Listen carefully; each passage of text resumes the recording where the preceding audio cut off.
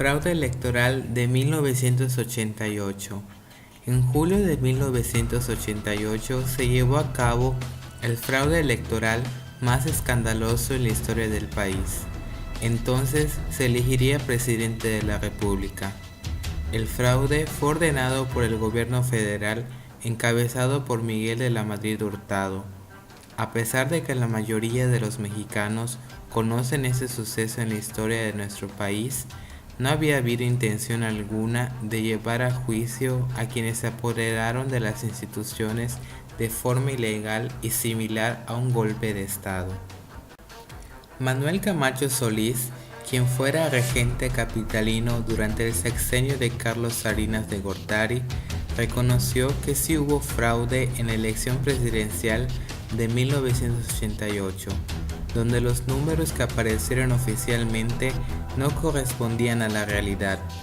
En la entrevista radiofónica con la periodista Carmen Aristegui, Camacho Solís confirmó, además de la reunión que sostuvieron en julio de ese año, Salinas de Gortari y el ingeniero Cuauhtémoc Cárdenas Solorzano, ex candidato a la presidencia por el Frente Democrático Nacional.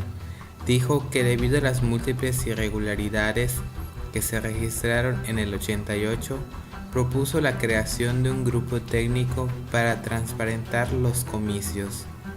A pregunta expresa, reconoció que sí hubo fraude electoral en contra de Cárdenas Solorzano.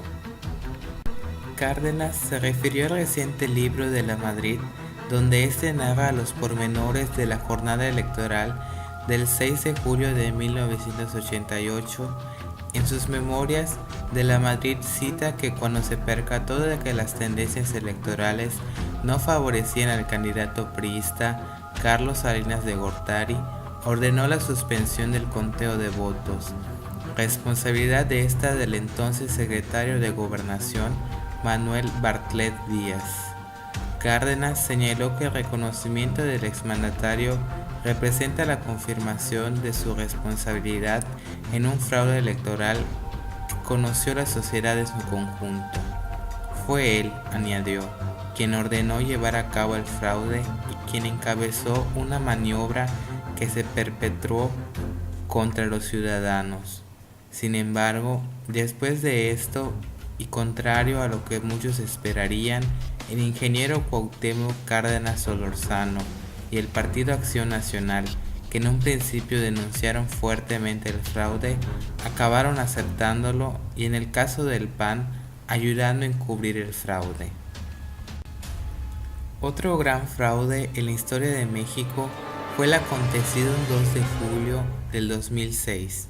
El candidato presidencial por la Coalición por el Bien de Todos, Andrés Manuel López Obrador, inició una protesta por los resultados electorales, alegando que hubo un fraude electoral en los comicios que benefició al candidato de la derecha Felipe Calderón Hinojosa.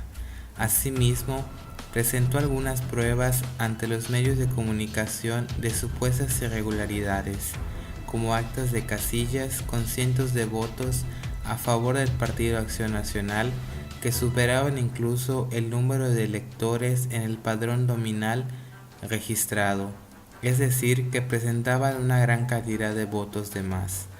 Analistas como Antonio Crespo y Sergio Aguayo, que no son seguidores de Obrador, han declarado algo que, dado el estrecho margen, las deficiencias detectadas y la naturaleza del recuerdo que existió, una falta de certidumbre sobre el resultado.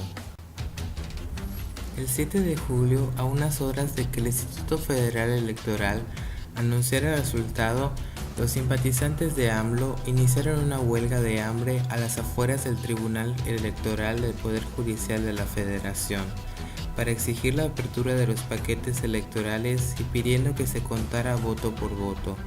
En tanto, en la entrada principal del IFE, por quinto día consecutivo, inconformes con el conteo de ese órgano electoral, realizaron una protesta para denunciar el fraude cometido por el árbitro y también exigieron nuevamente el conteo de voto por voto de la elección presidencial.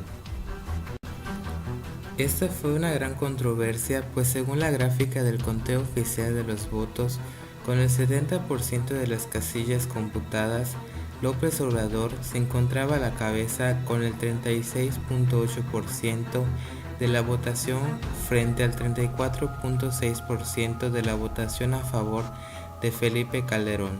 Sin embargo, fue a partir de ese porcentaje de las casillas computadas que López Obrador empezó a caer de manera prácticamente simétrica a lo que empezaba a subir Calderón.